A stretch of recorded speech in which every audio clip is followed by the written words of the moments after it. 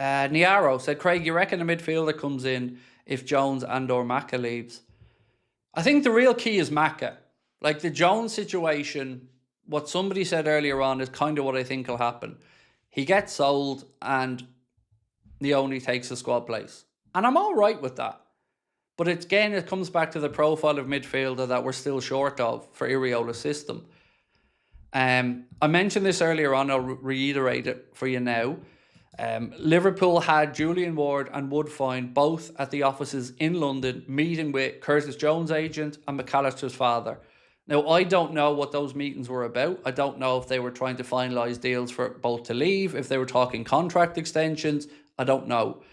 But they were meeting with both of them. So let's see what happens with that. And yeah, look, if Maka goes, that will free up money. But you have to have a willing buyer. And I don't know who's at the table at the minute. We've heard some rumours about Manchester City. We've also heard about them and Enzo Fernandez. There's some rumours about Madrid, but nothing concrete. And again, the clock's ticking. So even if Liverpool do get an offer that they deem acceptable from Maka, can they go get the replacement that they want in this window? I don't know the answer to that. Dave said, if Owen-Beck's good enough, back up Kirkes. Oh, is he good enough? I don't know, Dave. That's the honest answer. I'll tell you this, though. I'd rather give Chambers a go than keep Costas. That's genuine. But I have no idea on Owen-Beck. Craig, I've just heard on another stream, Liverpool are considering walking away from Barcola. How true is it?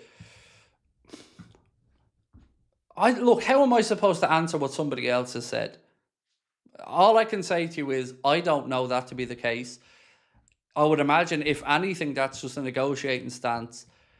But I can't tell you what others are talking about, why they're talking about it, where they're getting their information from. I just would say I don't think that's right. But I don't know who it is, what they're saying, but I don't think it's right.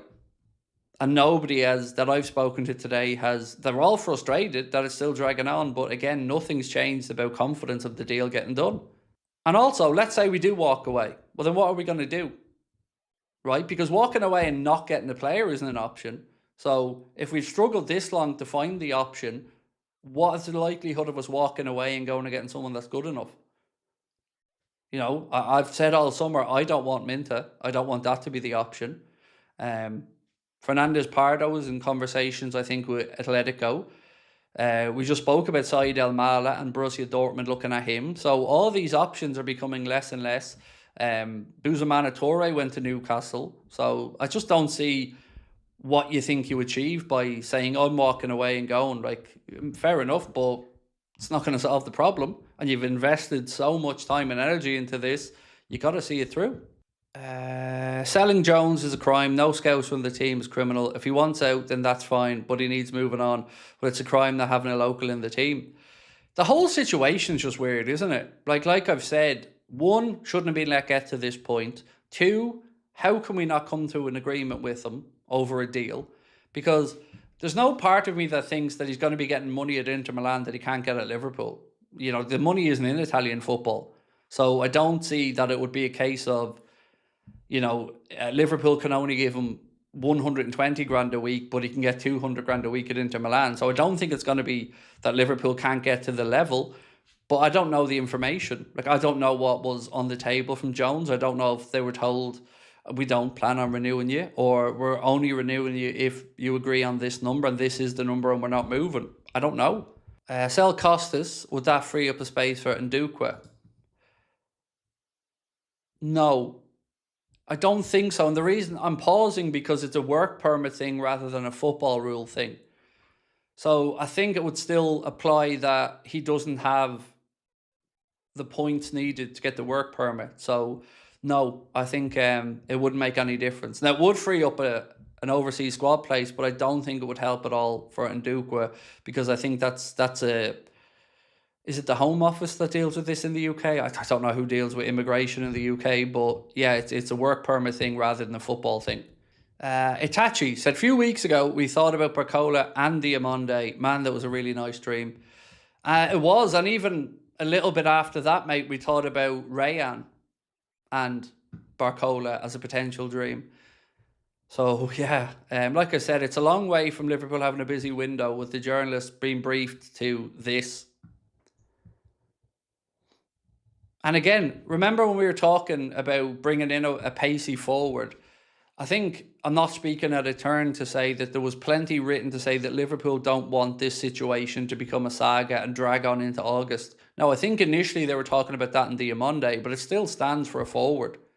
You don't want to be in a saga and dragging into August. Well, here we are in August, and welcome to the saga, because we're still here.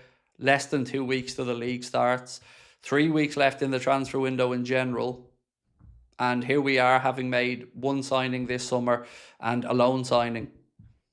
And I don't buy into Jeremy Jacquet being a deal for this summer, because we agreed that back in January. So they don't get any bonus points for that one. That was already done. So what the fuck have they been doing? If we do sell Costas, we'll need to buy 2 more fullbacks.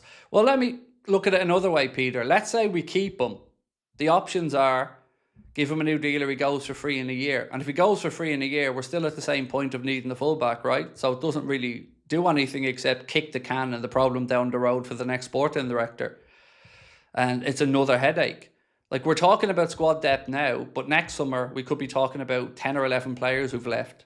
Now, there's no way we're going out into the market and bringing in 7 or 8 players to just make up for the ones that have left.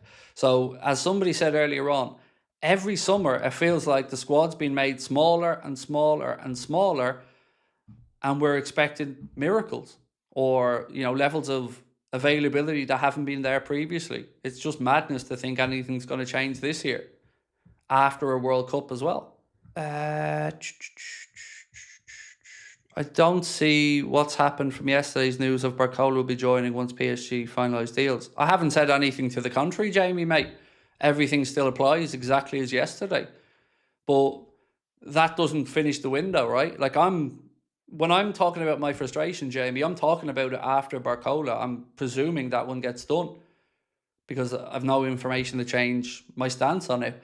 But if Barcola comes in and we close the window now, that's still not good enough. There's still so many deficiencies and headaches in the squad, and the manager still needs more players. Paul Wood said Lewis Steele has said that once PSG get their players, Barcola and Baye will move quickly. Look, again, I hope he's spot on. I understand his thought process, of course, and Lewis Steele is a journalist, so he would have very good sourcing on it. I just can't speak to the Mbaye part of it because I don't know. The Barcola stuff, yes, absolutely. And I've said they need to get their players in, and we might not like it, but ultimately they have to look after their own interests. Yeah, but it is getting to the point now where enough is enough. Like, just fucking do something decisive, get it done, because Iriola needs time to work and plan for these guys. How does Bezos' stake help the club transfer-wise? The honest answer is I don't think anybody knows that, Ben, because the money that Liverpool's owners are going to get from selling 30%, there's nothing to say that has to be reinvested or even part of it into the club. Like, they could just pocket that money, go and buy another sports team with it, buy a yacht with it, do whatever the fuck they want with it.